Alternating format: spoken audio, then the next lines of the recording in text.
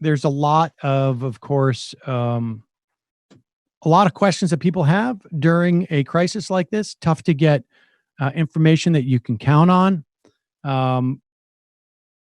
The obviously what's going on in New York is a horror show right now, and it's a horror show that is coming across the country. Yesterday, Donald Trump, or maybe it was 2 days ago, said it'll be a win if we, somewhere between 100,000, 200,000 deaths will be a big win. But there is some controversy as to what the real numbers are. So let's check in with the foremost public health experts, Diamond and Silk.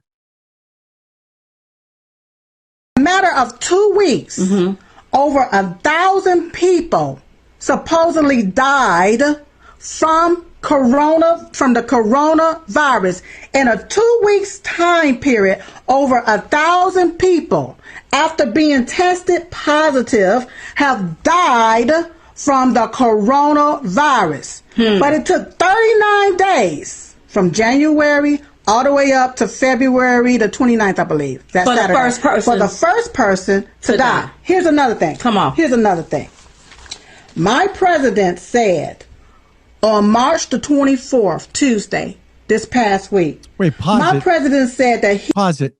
What? What are they saying that since January? What, that it took? I don't understand. Are they saying that that's suspicious because how did it take so long for people to die with coronavirus in this country if the first person had it in January? They've sped up pretty quickly. Or are they saying it took too long?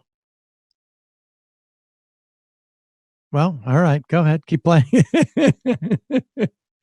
Oh, God. On March the 24th, Tuesday, this past week, my president said that he would love for America to be back up and running. I knew this was going to happen. Oh, yeah. I knew after he said this, this was going to happen. Go ahead. At the time he said it, there was 25,489 cases with 307 deaths.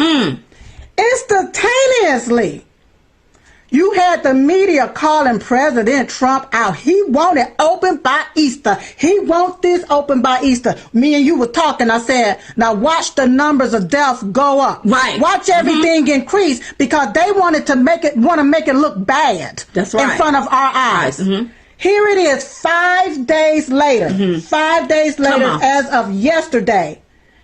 It jumped from 25,489 cases up to 121,478 cases.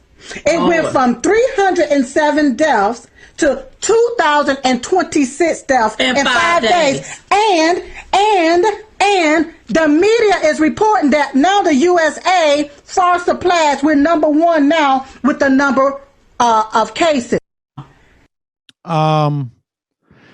This is fascinating to watch Diamond and Silk begin to understand the implications of a pandemic and then, of course, say that it's all been made up. And, this is, on one hand, it's sort of hilarious.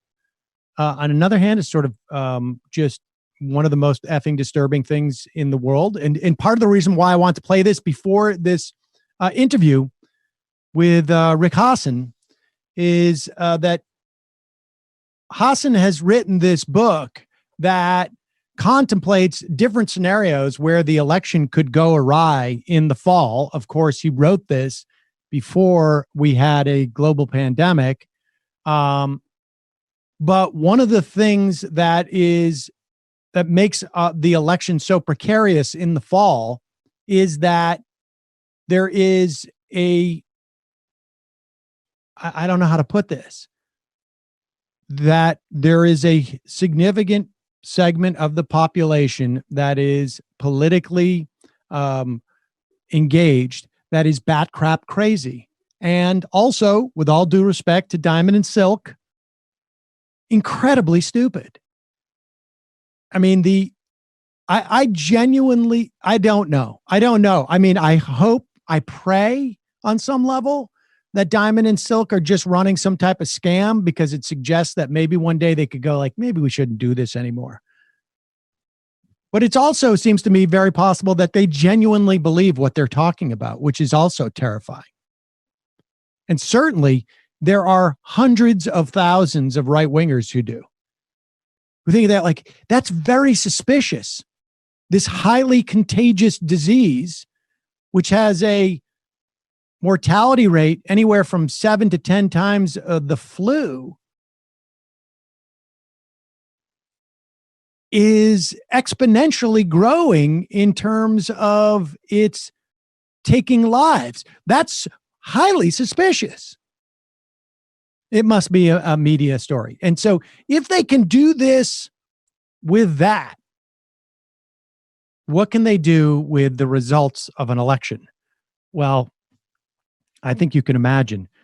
And we will take a quick break and get in touch with Rick Hassan to find out what we're supposed to do about that. We'll be right back after this.